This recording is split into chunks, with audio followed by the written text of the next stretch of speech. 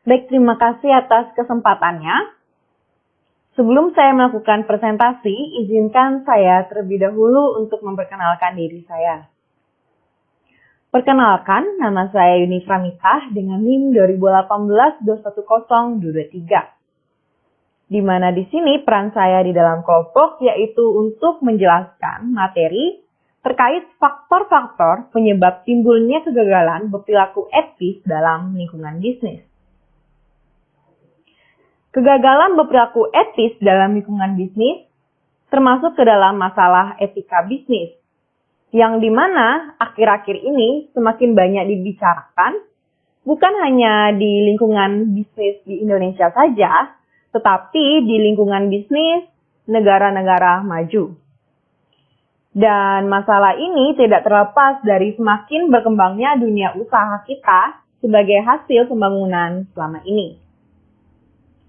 Langsung saja, adapun faktor-faktor penyebab timbulnya kegagalan berperilaku etis dalam lingkungan bisnis, yaitu yang pertama adalah dari dalam diri pelaku bisnis. Nah, di sini dari dalam perilaku bisnis ini juga terdapat beberapa poin mengapa bisa terjadi. Poin yang pertama yaitu karena karyawan tidak memiliki tingkat pengembangan moral yang memadai. Nah, di sini dalam arti bahwa di dalam diri karyawan ini tidak terciptanya moralitas. Moralitas di sini artinya yaitu keseluruhan norma-norma, nilai-nilai, dan sikap seseorang atau sebuah masyarakat dalam tindakan yang memiliki nilai positif. Dapat diartikan bahwa jika di dalam perusahaan ditemui bahwa karyawan tersebut tidak menanamkan moralitas di dalam dirinya, maka perilaku karyawan itu berpotensi bahwa memiliki tindakan yang tidak etis. Mengapa demikian? Karena kita tahu bahwa moralitas di sini adalah nilai-nilai yang memiliki nilai positif.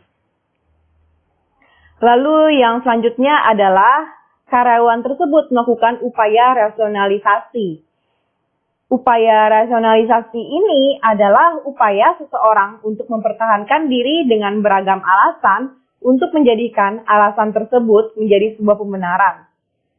Jadi, ketika seorang karyawan tersebut di dalam perusahaan melakukan upaya rasionalisasi, ketika dia melakukan tindakan yang negatif, maka karyawan tersebut akan mempertahankan dan melakukan pembenaran bahwa tindakan tersebut adalah tindakan yang yang positif. Padahal, tindakan tersebut adalah tindakan yang negatif yang berperilaku tidak etis di perusahaan. Lalu yang ketiga adalah kehilangannya posisi, takut kehilangan posisi. Lalu keempat, tidak tahu harus berbuat apa. Lalu yang kelima, adanya jepitan waktu.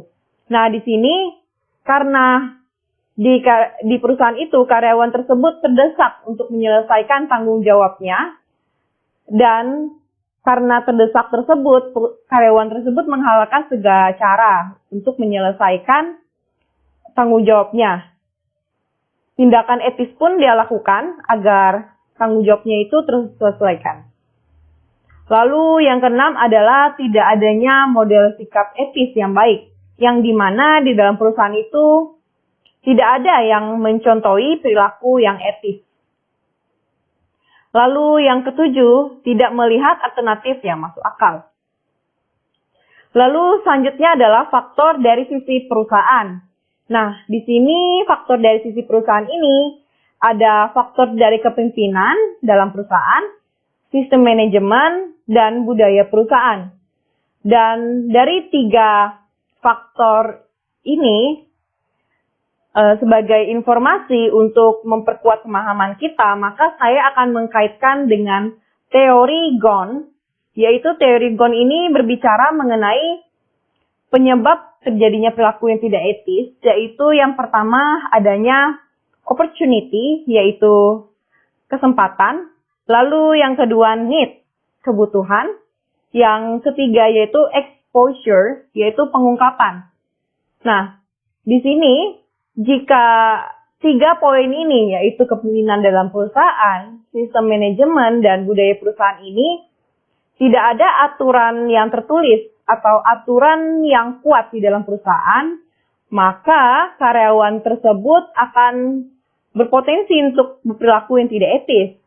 Karena kita tahu bahwa perilaku tidak etis ini umumnya didorong oleh adanya kesempatan serta karena tidak adanya konsekuensi yang kuat terhadap pelaku yang tidak etis ini. Baik, faktor yang selanjutnya yaitu faktor dari lingkungan budaya. Yang dimana faktor lingkungan budaya ini saya kaitkan dengan lingkungan budaya yang berada di dalam organisasi atau perusahaan. Lingkungan budaya ini adalah sistem makna bersama yang dianut oleh anggota-anggota di dalam perusahaan yang membedakan perusahaan A dengan perusahaan B. Yang dapat diartikan bahwa nilai lingkungan budaya ini adalah nilai yang dirasakan bersama di dalam perusahaan, yang dimana perwujudannya ini dalam bentuk sikap, perilaku di dalam sebuah perusahaan. Saya akan memberikan contoh untuk memperkuat pemahaman tentang materi ini, yaitu jika sebuah perusahaan menerapkan gaya budaya formal di dalam perusahaan tersebut, dan ketika ditemui bahwa karyawan tersebut menjalankan budaya yang tidak formal atau santai, yang dimana kebiasaan atau budaya dalam perusahaan itu menggunakan pakaian atau outfit yang formal seperti blazer, jas, kemeja, dan karyawan tersebut turun dengan menggunakan outfit yang santai, maka hal tersebut merupakan pelanggaran dari nilai budaya. Mengapa demikian? Karena terjadinya ketidaksinkronan antara nilai yang diterapkan di dalam perusahaan dan karyawan tersebut. Lalu yang selanjutnya yaitu faktor dari lingkungan politis dan ekonomi mikro. Nah, di sini terdapat dua faktor, yaitu faktor politik. Nah, di sini adalah faktor yang berhubungan dengan keseimbangan kekuasaan negara yang berpengaruh pada keamanan, ketertiban yang akan mempengaruhi ketenangan organisasi untuk berkarya secara maksimal. Lalu yang selanjutnya itu faktor ekonomi, yaitu di mana di sini tingkat perkembangan ekonomi yang berpengaruh pada pengurusan sumber daya materian, individu, masyarakat, dan negara untuk meningkatkan kesejahteraan hidup manusia. Lalu yang selanjutnya yaitu faktor agama. Nah, di mana di sini faktor agama merupakan faktor terakhir. Dan agama mengapa termasuk ke dalam faktor yang memicu kegagalan dalam berperilaku etis di dalam perusahaan, yaitu karena kita tahu bahwa agama ini merupakan pedoman dari landasan hidup kita. Jadi ketika karyawan di dalam perusahaan ataupun kita menjalankan kehidupan atau berada di lingkungan perusahaan tidak menerapkan nilai agama di dalam hidup kita, maka hidup kita akan jadi menyimpang atau karyawan tersebut akan bertindak menyimpang karena dalam agama ini semua nilai-nilai positif, semua nilai-nilai baik dan tindakan-tindakan baik ini berada di nilai agama. Maka karyawan tersebut harus menerapkan nilai agama di dalam kehidupannya dan di perusahaan juga. Baik, sekian dari presentasi saya. Materi selanjutnya akan dijelaskan oleh rekan-rekan kelompok saya. Terima kasih. Baik, terima kasih atas kesempatannya. Perkenalkan, nama saya Sofiatul Zuhria dengan NIM 2018-210273. Di sini saya akan melanjutkan presentasi dari rekan saya. Alasan timbulnya masalah-masalah etika dalam kegiatan bisnis menurut James A. Post. Identifikasi terhadap berbagai faktor yang umum ditemui sebagai penyebab munculnya permasalahan etika di perusahaan merupakan suatu langkah penting untuk meminimalkan pengaruh masalah etika bisnis terhadap kinerja perusahaan. James Epos menguraikan 4 faktor yang pada umumnya menjadi penyebab timbulnya masalah etika bisnis di perusahaan, yaitu yang pertama, mengejar keuntungan dan kepentingan pribadi atau personal gain and selfish interest. Sikap serakah dapat mengakibatkan masalah etika. Perusahaan kadang-kadang mempekerjakan karyawan yang memiliki nilai-nilai pribadi tidak layak. Para pekerja ini akan menempatkan kepentingannya untuk memperoleh kekayaan melebihi kepentingan lainnya. Meskipun dalam melakukan akumulasi kekayaan tersebut, dia merugikan pekerjaan lainnya, perusahaan, dan masyarakat. Yang kedua, tekanan persaingan terhadap laba perusahaan atau competitive pressure on profit. Ketika perusahaan berada dalam situasi persaingan yang sangat keras, perusahaan seringkali terlibat dalam berbagai aktivitas bisnis yang tidak etis untuk melindungi tingkat profitabilitas mereka. Yang ketiga, pertentangan antara nilai-nilai perusahaan dengan perorangan atau business goals versus personal values. Yaitu masalah etika dapat pula muncul pada saat perusahaan hendak mencapai tujuan-tujuan tertentu atau menggunakan metode-metode baru yang tidak dapat diterima oleh para pekerjanya. Yang keempat, pertentangan etika lintas budaya atau cross-cultural contradiction. Berbagai permasalahan etika seringkali muncul pada saat perusahaan melakukan kegiatan usahanya di berbagai daerah, di mana standar etika yang berhubungan dengan budaya daerah yang berbeda dengan budaya daerah asal. Hal ini timbul karena adanya relativisme etis, yaitu ketidaksamaan cara pandang terhadap suatu perbuatan sebagai etis atau tidak etis yang terjadi antara masyarakat daerah satu dengan daerah lain atau antar satu agama dengan agama lain. Sekian presentasi dari saya, akan dilanjutkan oleh rekan saya. Assalamualaikum warahmatullahi wabarakatuh. Terima kasih atas kesempatannya. Saya Dimas Gita Ramadan Firdaus, NIM 2018-210376. Saya di sini akan menjelaskan tentang karakteristik masalah etika bisnis. Karakteristik masalah etika bisnis itu dibagi menjadi ada 4. Yang pertama, saya akan menjelaskan adanya konflik tanggung jawab atau konflik loyalitas. Yaitu konflik ini terjadi jika pelaku bisnis memilih antara kepentingan diri sendiri atau kepentingan kelompoknya dengan orang atau pihak lain. Contoh kasusnya itu seperti yang pertama, pegawai satu itu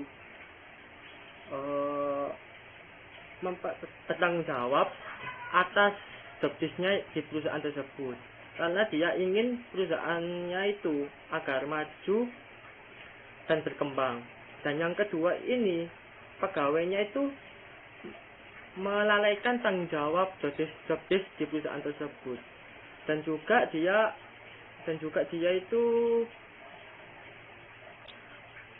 mengabaikan kepentingan kelompoknya sendiri di dalam perusahaan itu dan lebih baik memilih kepentingan individunya atau kepentingan sendiri. Dan akhirnya kan dia tidak bertanggung jawab dan akhirnya dia keluar dari perusahaan itu dan bisa dikatakan tidak loyal dalam melakukan pekerjaan. Yang kedua, itu adanya dilema untuk memilih. Biasanya itu terjadi ketika pelaku bisnis itu dilema untuk memilih antara baik dan buruk, benar dan salah, atau salah yang lebih salah, survival atau hati nurani, atau keluarga dan administrasi. Dilema ini biasanya muncul ketika pelaku bisnis itu dalam melakukan pengambilan keputusan. Dilema ini juga bisa menyebabkan masalah etika bisnis jika pelaku bisnis tersebut mengambil keputusannya itu tidak tepat dan ragu-ragu atau bisa disebut dilema itu tadi dan tidak yakin kepada pilihan keputusannya itu sendiri atau kelompok bersama. Yang ketiga, itu ada berkaitan dengan hati nurani. Tapi sebelumnya saya akan menjelaskan hati nurani itu. Jadi, apa yang dimaksud hati nurani? Jadi, hati nurani itu suatu proses kognitif yang menghasilkan perasaan secara rasional berdasarkan pandangan moral dan sistem nilai seseorang. Hati nurani ini mengapa bisa menyebabkan masalah etika bisnis? Biasanya itu terjadi jika pelaku bisnis itu mengambil keputusannya tidak sesuai atau tidak pas atau tidak cocok dengan hati nuraninya sendiri, atau bisa dikatakan bertentangan dengan hati nuraninya tersebut. Yang keempat atau yang terakhir itu ada kemajemukan faktor-faktor yang harus dipertimbangkan. Contohnya itu biasanya itu terjadi waktu pengambilan keputusan di suatu perusahaan atau bisnis lah. Di dalam pengambilan keputusan sebelum memutuskan kan pasti ada alternatif keputusan yang lain yang sebelumnya itu biasanya dipertimbangkan dahulu. Nah keputusan itu kita harus bisa cari tahu apakah keputusan alternatif tersebut bisa menguntungkan perusahaan kita atau malah sebaliknya yang bisa merugikan perusahaan kita tersebut. Sekian dan terima kasih dari saya. Selanjutnya akan dilanjutkan oleh rekan saya. Terima kasih atas kesempatannya. Perkenalkan, nama saya Niken Melasari dengan NIM 2018-210-433. Di sini saya akan melanjutkan presentasi dari rekan saya yang akan menjelaskan tentang klasifikasi masalah etika bisnis menurut Roby J. Chandra. Lokus masalah ada 3. Yang pertama, transaksi bisnis di luar lembaga. Yang kedua, ada transaksi dan interaksi dalam lingkup perusahaan yang meliputi hubungan antara atasan dengan atasan serta anak perusahaan. Yang ketiga, ada perusahaan dengan lingkungan primer dan juga sekunder. Baik, selanjutnya ada daerah kelabu. Yang pertama ada whistleblowing, pelapor pelanggar.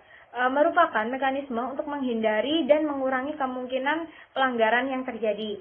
Yang tidak terbatas pada etika bisnis dan etika kerja atau kode etik, anggaran dasar perusahaan, perjanjian kemitraan, kontrak dengan pihak eksternal, rahasia perusahaan, konflik kepentingan, dan peraturan yang berlaku. Perusahaan senantiasa dituntut untuk melaksanakan kegiatan usahanya berdasarkan prinsip-prinsip tata kelola perusahaan tersebut, serta memenuhi ketentuan perundang-undangan yang berlaku. Pelanggaran terhadap peraturan perusahaan tersebut. Etika bisnis dan etika kerja adalah hal yang harus dihindari oleh karyawan. Selanjutnya ada jaminan perlindungan kesehatan buruh. Yang ketiga ada pemasang produk hasil rekayasa genetika. Yang keempat ada suap, korupsi, dan uang pelicinan. Dan yang kelima ada produk hukum yang perlu untuk direvisi. Terima kasih.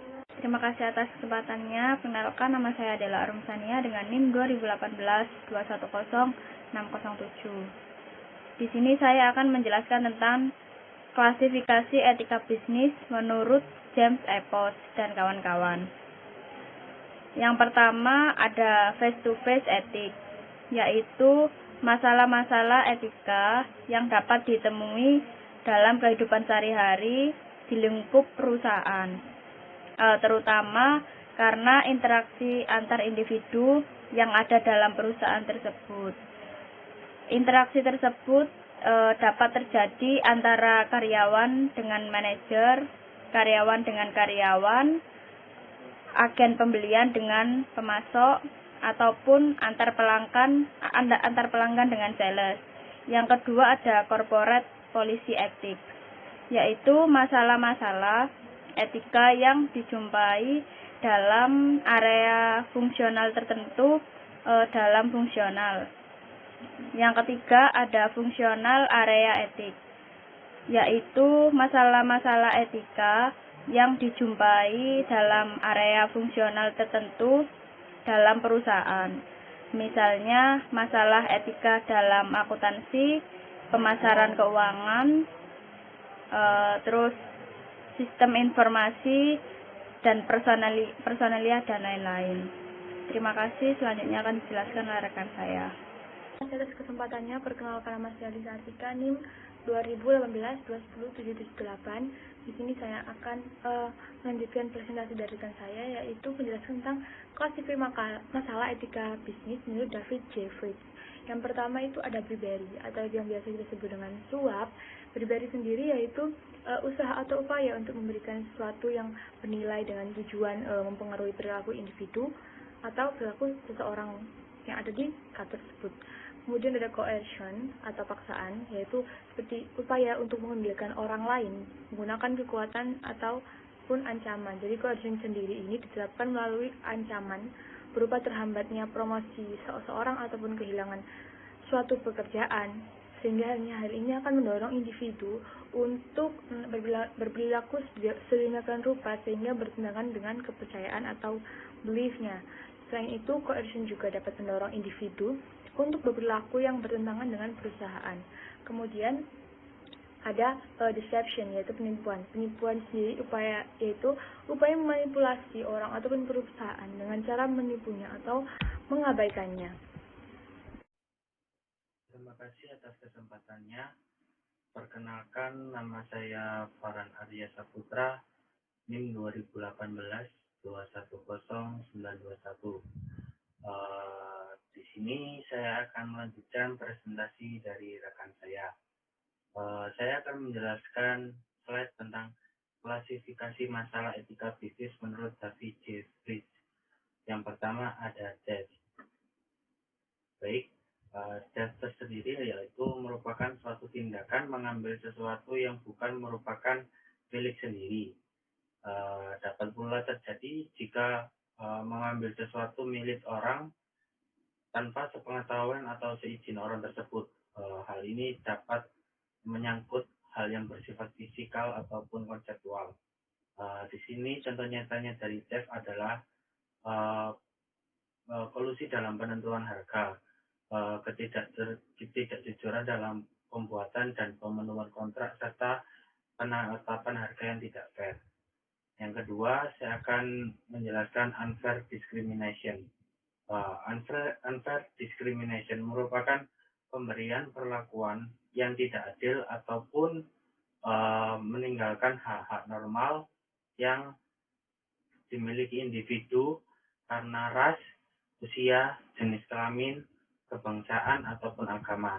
Nah, dalam unfair discrimination ini sudah jelas ditemukan adanya kegagalan untuk memperlakukan semua orang secara setara tanpa adanya pembedaan yang masuk akal, yang bisa saja disebabkan untuk suka dan tidak suka. Dengan demikian tidak ada kriteria yang relevan dalam memperlakukan orang lain. Unfair discrimination ini juga umum dijumpai pada saat individu mendapatkan suatu pekerjaan ataupun terpaksa harus meninggalkan pekerjaannya atau mendapatkan promosi ataupun keuntungan lainnya dengan didasarkan pada ras, usia, ataupun agamanya. Terima kasih. Sekian presentasi dari kelompok saya. Kurang lebihnya mohon maaf. Wassalamualaikum warahmatullahi wabarakatuh.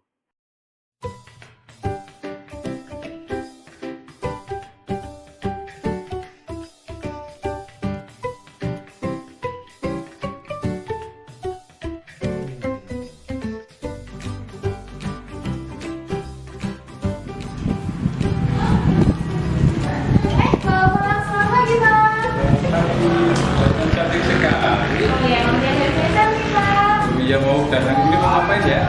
Mau buatnya ini kok dari Oh iya, aduh, silakan. Hai Bang.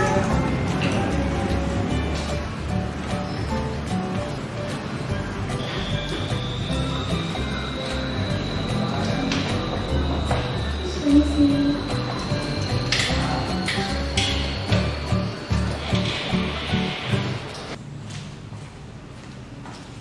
Selamat pagi Pak. Umi, selamat pagi. Silakan duduk. Oke, Bagaimana mengenai perkembangan proyeknya? Ini Pak pengembangan proyek kita. Coba saya lihat dulu ya. Proyek kita udah berjalan 70% Pak. Itu rencananya lebih cepat daripada sebelumnya. Untuk masalah di lapangan ada kendala? Nggak ada kendala Pak, berjalan dengan lancar. Proyek kita berjalan 50% lebih cepat daripada sebelumnya karena semua warga-warga mendukung semua proyek-proyek kita. Baik, untuk berkas ini saya simpan dulu, nanti kalau ada apa-apa saya panggil kamu ya. Iya Pak. Terima kasih. Sama-sama, saya lanjutkan pekerjaan saya lainnya. Ya, silakan.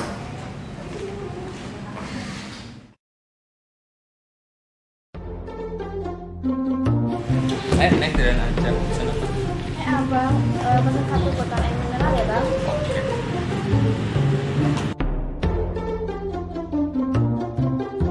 Ini kita dulu. Oh iya Bang, terima kasih.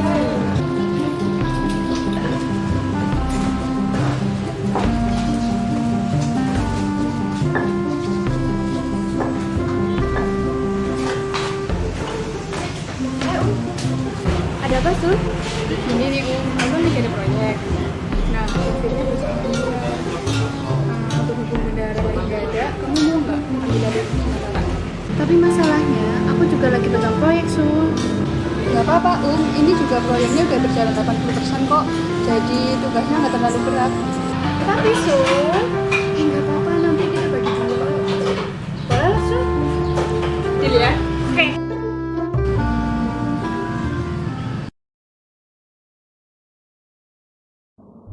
Loh, ini data yang di komputer sama yang di laporan kok beda ya?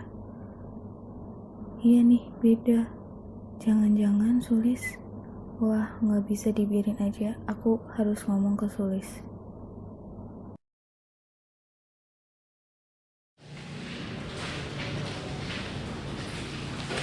Sul, ini kok beda ya? Di laporan sama proposal? Itu Kamu manipulasi ya? jadi gini loh, ini kan profitnya gede. Kalau kita nggak ngambil keuntungan, kita rugi. Sorry, Sul, aku nggak bisa. Sorry.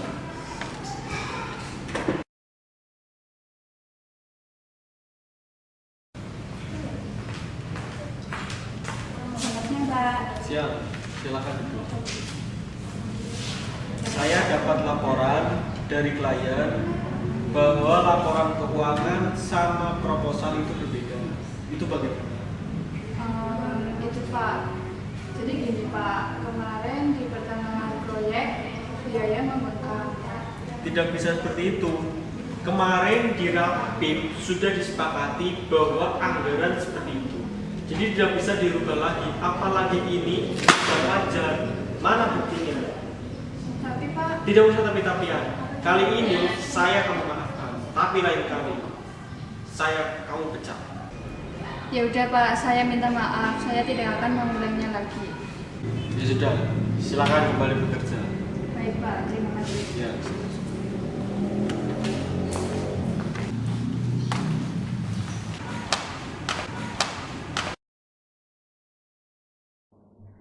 Awas kamu ya lihat aja nanti.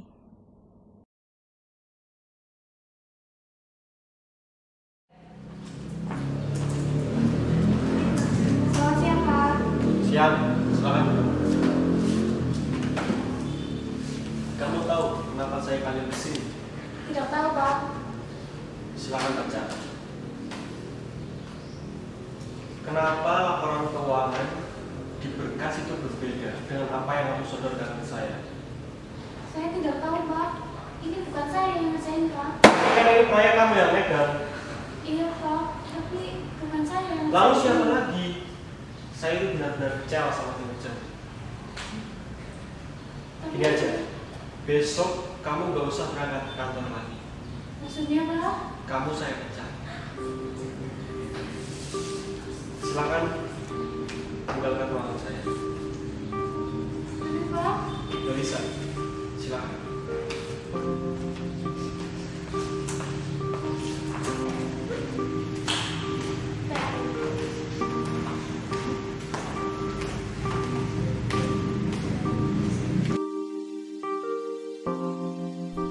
Itu Neng kenapa ya? Aku sedih banget kayaknya. Aku harus cari tahu ini. Coba aku tanyakan ke Pak Bos dulu deh. Misi Pak. Oh iya, Selamat siang Pak. Ada apa ya? Ini Pak, saya mau cerita Pak.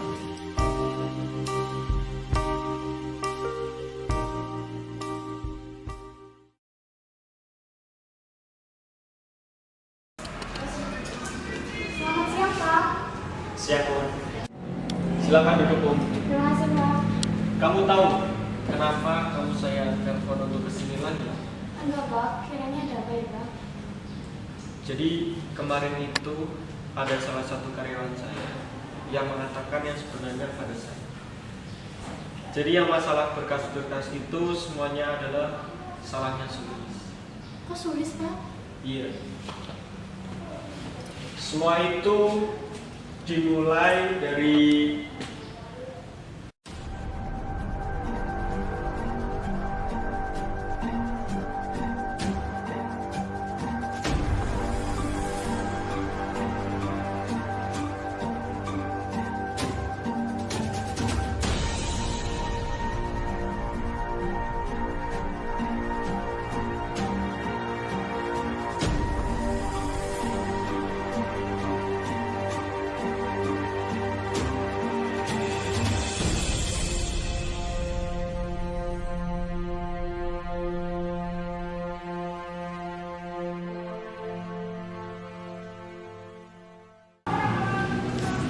Jadi seperti itu. Selama ini saya telah salah menilai kamu. Lalu saya harap kamu bisa bekerja kembali lagi di sini. Kenapa begitu, Pak? Ya, karena saya butuh sosok seperti kamu. Kamu Sulis bagaimana, Pak? Untuk Sulis, kemarin sudah saya laporkan ke polisi. Jadi kamu bisa menggantikan posisi. Terima kasih, Pak. Iya. Yaudah, Pak. Saya pamit undur diri. Ya sudah. Kalau begitu, kamu bisa kembali bekerja.